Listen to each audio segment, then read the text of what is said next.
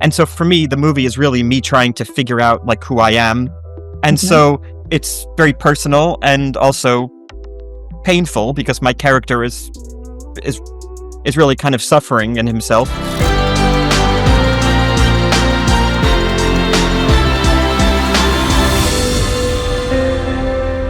Your movie got me thinking about how, in a certain way, we are like Benji, you know? At the beginning, we are like Benji, he is a person whose emotions and perceptions and senses are too big for his body and his reality, you know?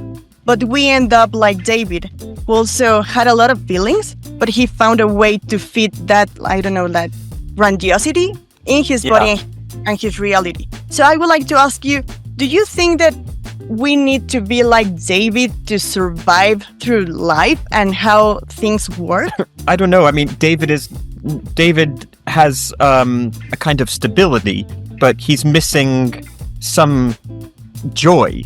You know, he's missing some joy because he spends his life trying to kind of control his own emotions. And because he spends so much time just trying to control his emotions, he doesn't allow himself to experience spontaneous joy.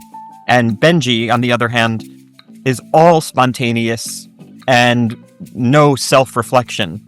And so they're both kind of struggling through not, wonderful ways to live. And that's why the movie is not a Hollywood blockbuster, because they're both kind of struggling with different ways to live.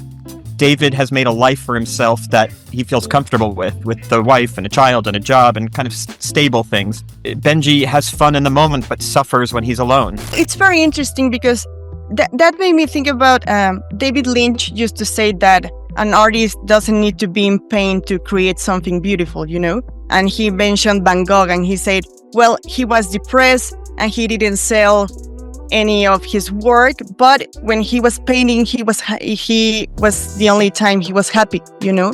So for you as an artist, you know, as a writer and as a director and as an actor, what do you think about pain as a motive to create, or is the opposite? You know, when you are creating something, when you are playing something, you are happy?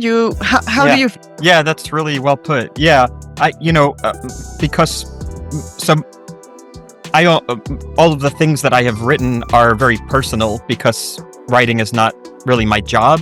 You know, I'm like an actor for my job. So when I think about writing, it's only when I have some problem that I can't figure out, you know, and when I can't figure something out or I'm struggling emotionally with something in my life, writing can be cathartic and can answer those questions for me. And then when I'm doing it, I feel very happy.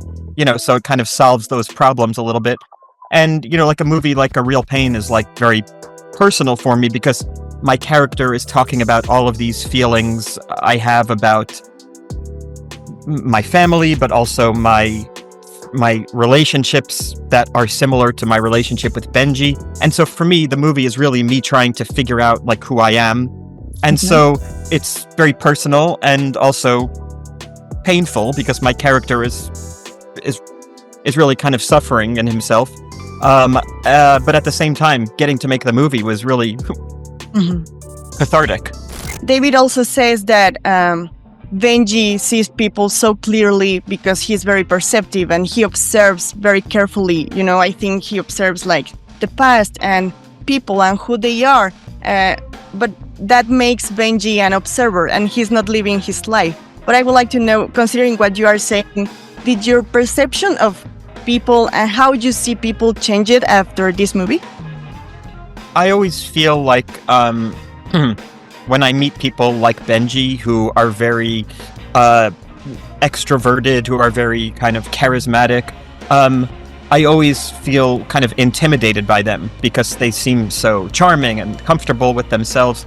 But one of the things that this movie touches on is what those people are like in private. And when you see Benji in private, he's actually he struggles with himself. When the party finishes, he doesn't feel good.